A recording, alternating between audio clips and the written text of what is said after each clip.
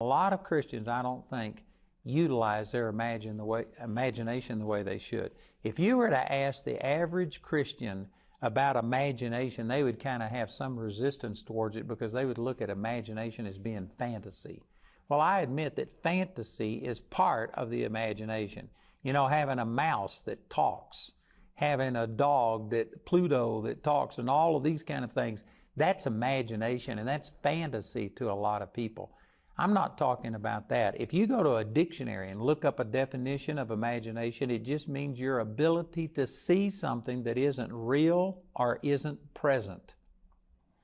You use your imagination constantly, and I'm not talking about the fantasy part of it, but you use your imagination all of the time. You use your imagination to go home. You know, if you were at work right now and then you got off work and it was time to go home, you would use your imagination to get home. You use your imagination to find your car, where your car is parked. You know, if I was to ask you, if we were together, say you came to my place and you were in our conference and stuff, and I say, so where did you park? You may not be able to tell me the exact parking spot, but you know if it's in our parking garage or if it's out in the parking lot that's in front of our building or the parking lot that's on the side of our building or something. You have an idea. You can see, you can picture where that car is. And that's your imagination. Did you know if I was to ask you how many doors do you have in your house at home? Most of you haven't sat down and counted your doors unless you've had to replace them or paint them or do something like that. But if I was to ask you how many doors do you have, you could tell me because you could look at them in your imagination. Did you know when you go shopping, you use imagination because you go to the same store and you know how they lay it out, that the fruits and the vegetables is over on one side and these things are in another, and you know kind of where they are. Jamie and I were going shopping in the UK one time, and we were looking for a bottle of water. And did you know that in the UK they lay things out differently than they do the grocery stores at home? And I mean, it took us 30 minutes to find a bottle of water in this large store because everything was arranged differently. We had it in our imagination where it should have been, and it wasn't there. They did things differently. So my point that I'm making is, some people think, well, I'm just dealing in reality. I don't use my imagination. You use your imagination every single day of your life. If I was to ask you for directions and say, how do you get from where you are to the airport or something like that, you would say things like, well, you go out here and you turn left or right, and then you go down and there's 1, 2, 3 lights, and you make a right, and on the corner there will be this building. You aren't seeing those things with your physical eyes. That's all your imagination. Your imagination is what allows you to remember things. You can't remember without an imagination. And man, that's a deadly thing. That's basically what Alzheimer's is. And people that have Alzheimer's, I mean, it just totally destroys your life. You can't function without a memory. You can't function without an imagination. So anyway, I've got a lot more detail in this book, and I'd encourage you to go into that, but I've just said those things real briefly to say that one of the things that God showed me, how I was limiting Him, I had never sat down and just imagined me doing what God called me to do. And it was the reasons that I've already dealt with this week. I felt inadequate, and part of it is I just couldn't see myself ministering to people worldwide. I just didn't feel like I was able to do that. And I had to get past that. I had to see myself doing those things. And you know, one of the things that happened immediately, we were in the midst of trying to find a new place to house our ministry because we were bursting at the seams and just did not have the room to accommodate things. So we were looking for a new facility.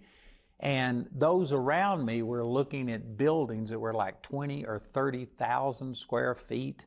And I knew it needed to be bigger than that, but I just hadn't imagined it. And so I had to spend time just sitting down and thinking, God, how big a place do we need? And I started taking the limits off, and I started dreaming big. I started going on the internet and looking at things that were for lease or rent. And we found a 110,000 square foot building. Remember that at that time we were in a 14,000 square foot building And we went to a 110,000 square foot building. And even though it was huge relative to where we were at that time, I just started seeing that thing. I just allowed myself, I took the limits off and I started seeing, God, how could we use this place?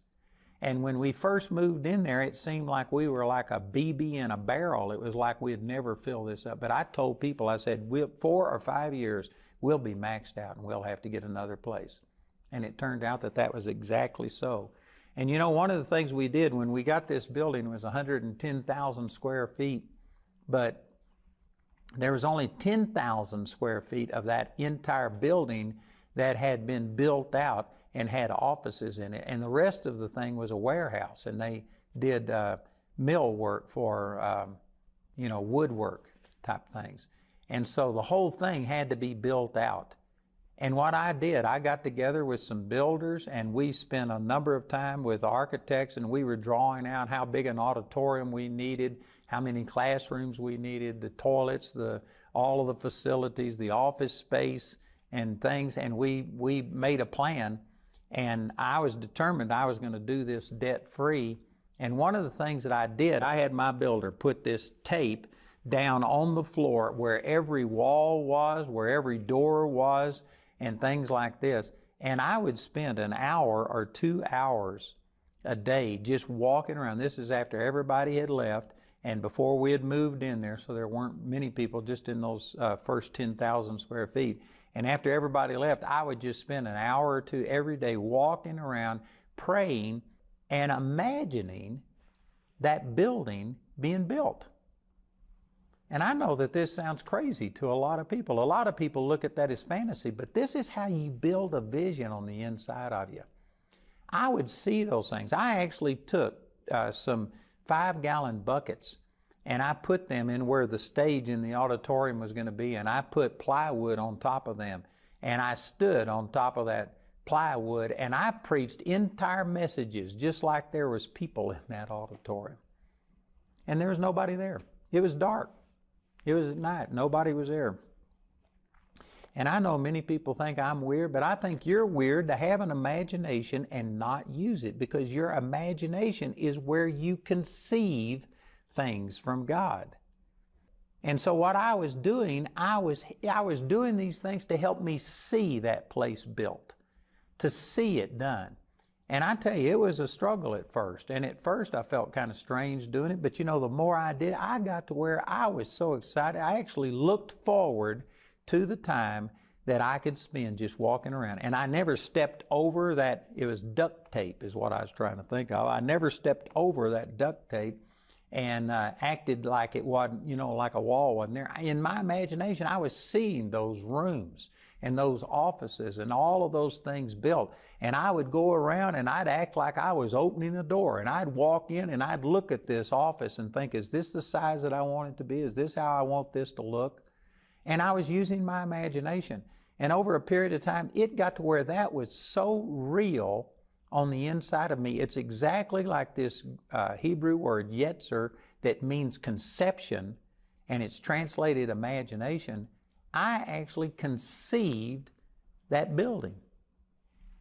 I conceived it on the inside of me, and I saw it, and I got to where it was so real on the inside of me that it couldn't have been more real if it had been finished. And did you know, when we finally got that building built and we were having a dedication service for that building, other people now could see what I had been seeing for 18 months. And they could see it, and they were just shouting and praising God because we got it done debt-free. It was a $3.2 million renovation, and we did it debt-free, which may not sound like much to some people, but at that time where we were in our ministry, the finances, it was the greatest miracle that we had ever seen. And people were just praising God. And I had a woman come up to me and says, "You don't act excited." And part of that's just my personality. I'm never a real extroverted person. I don't jump real high and I don't go real low. I'm just pretty much the same all of the time. But the reason I didn't seem excited is because I had been excited about it a year before. I had been rejoicing. There was times walking around in the dark, looking at those walls that weren't there, but yet I could see them in my heart. That was so exciting to me that I had rejoiced and praised God long before. And when I saw it with my physical eyes, that was actually anticlimactic. And I know, again, some of you think I'm weird, but I think you're weird, because this is the power that God has given us. Your imagination is powerful. Think of this. God came down to see the Tower of Babel that men were building. And it said that when He saw this, He says, now nothing that they have imagined will be restrained unto them. And because of that, God confused their languages so that they would leave off building that Tower of Babel. Think about this. God Himself and His purposes for mankind were challenged because of the unity that man had, and that nothing they had imagined would be restrained unto them.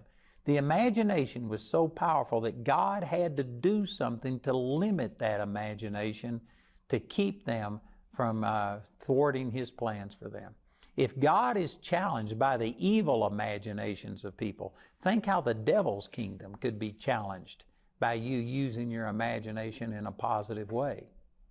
Imagination is a super powerful thing, and most people just haven't really utilized it. Most Christians look at imagination as being something childish, like fantasy.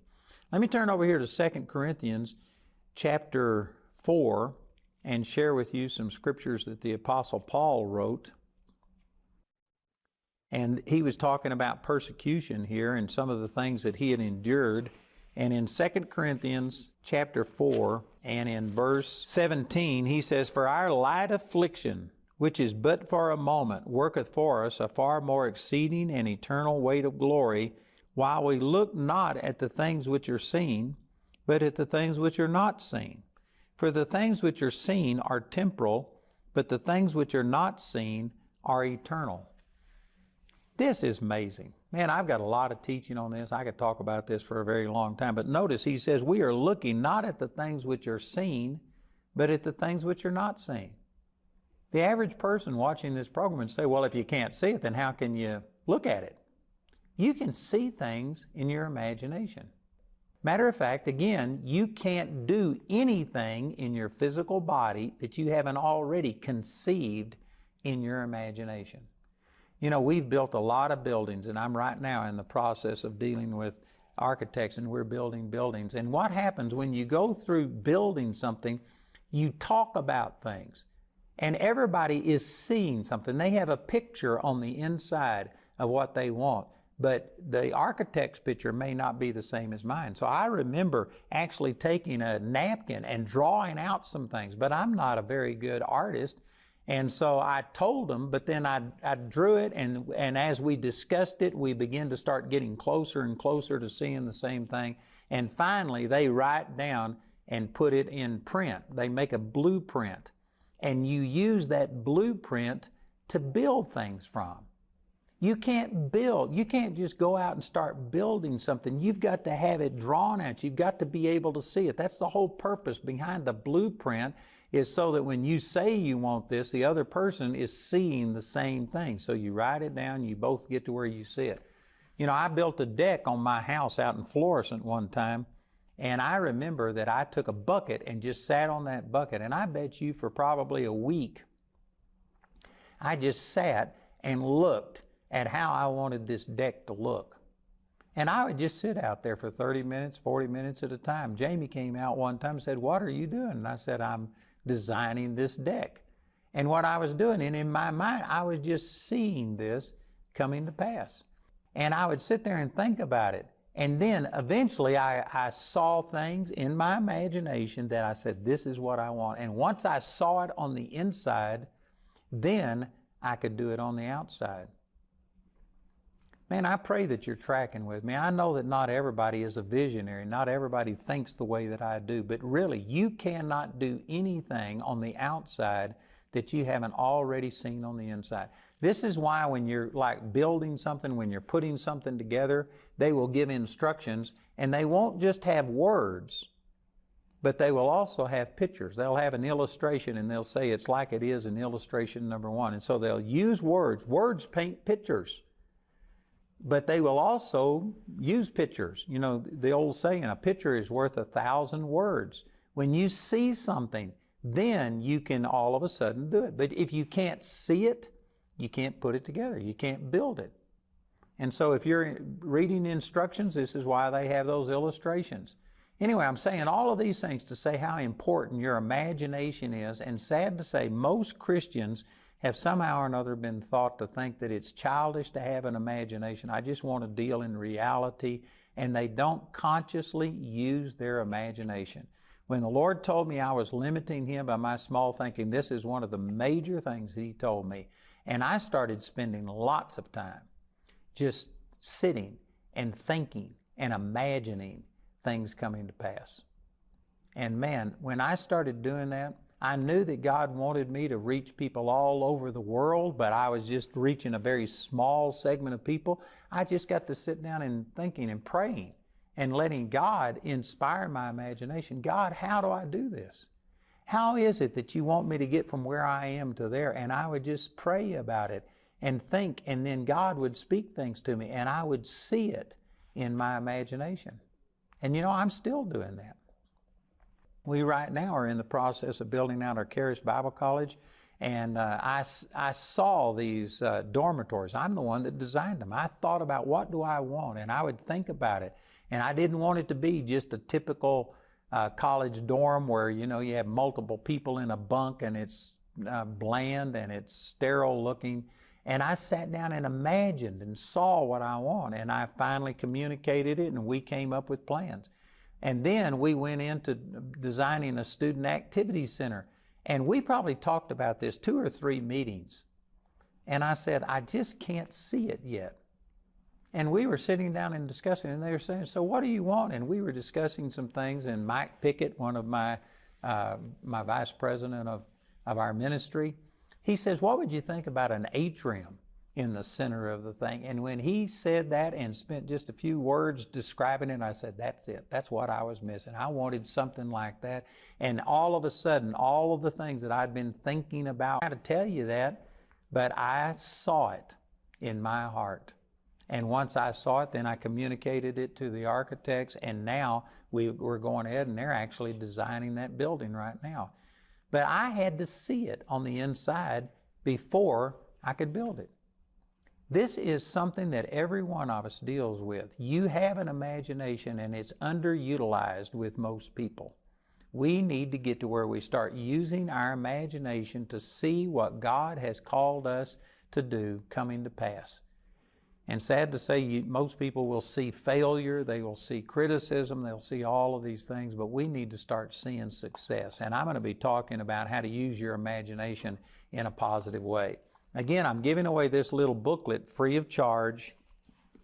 We also have teaching that we're taking directly from our television program. And then I have this book that goes into much more detail on the power of imagination, unlocking your ability to receive from God. I tell you, this will really, really help you. You aren't going to hear very much teaching on this, so I'd encourage you to get it. If you'll listen, our announcer will give you all the information about how you can receive these materials. And so listen, and then please call or write today.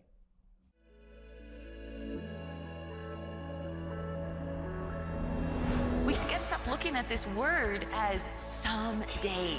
We gotta look at it is for now. And the Spirit of God that created the universe, don't you think He's big enough to teach you, to show you how to do things? See, it's when you say amen to the promises. This is mine. It's today. It's not 15 years from now.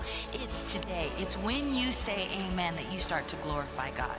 Love will give you the courage you need to do what you think you don't dare to do. Stop thinking that one day when I am super spiritual or when I have the money I need, or no, start doing what He called you to do right now with the strength you have. So Father, we let your exceeding, immeasurable thought process, power, and nature, we say yes to that today. Andrew is offering his booklet, 20 Revelations That Will Change Your Life, as his free gift to you today. This booklet is limited to one free booklet per household and is available in the US, UK, Canada, and Australia. Contact us today to receive your free booklet. Andrew's complete series, 20 Revelations That Will Change Your Life, is available in a CD or TV DVD album and as a USB made from our daily television broadcast. Each of these valuable resources is available for a gift of any amount when you contact us. Also on today's broadcast, Andrew mentioned his teaching, The Power of Imagination. This teaching is available when you contact us.